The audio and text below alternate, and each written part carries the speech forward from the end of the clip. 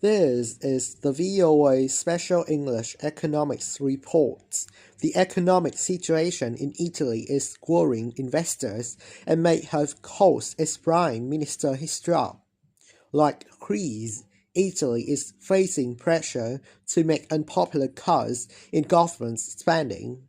Silvio Berlusconi sought to enact measures meant to satisfy his country's creditors. On early November 8th, Mr. Berlusconi won a budget vote in Italy's lower house of parliament, but the Prime Minister lost something else. A majority of lawmakers in the lower house refused to vote.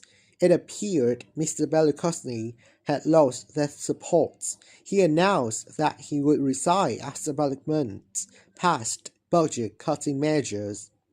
Italian government debt is about 120% the size of the country's economy. That is second only to Greece in Europe. Greece, Ireland, and Portugal have all required rescue loans to help them pay creditors. But unlike those nations, Italy has the third largest economy using the euro and is among the 10 largest economies in the world.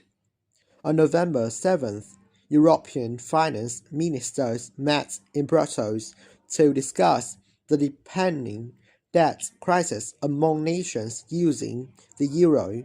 European Union Economic and Monetary Affairs Commissioner Olli Rehn said Italy needed to enact reforms. It is essential now that Italy will stick to its fiscal targets, ensure their implementation, and intensify the structural reforms that can boost growth and job creation. Italy recently faced an increase in borrowing costs that topped 7%.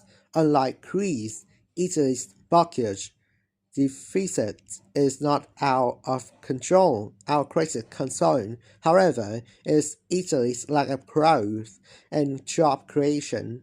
Financial officials and market watchers were also concerned that Italy's debt problems may be too big to solve for the 17 nations using the euro.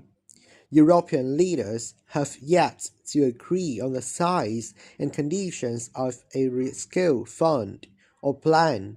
In Brussels, Dutch Finance Minister Jan Kees de Jager said the rescue fund needed to be bigger, but he said budget reform of euro nations was important too.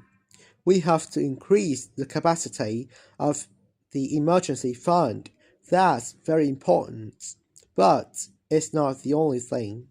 Economic reforms and budget cuts in countries currently under attack of the financial markets are at least as important than more money in the emergency fund. For VOA Special English, I'm Alex Villario.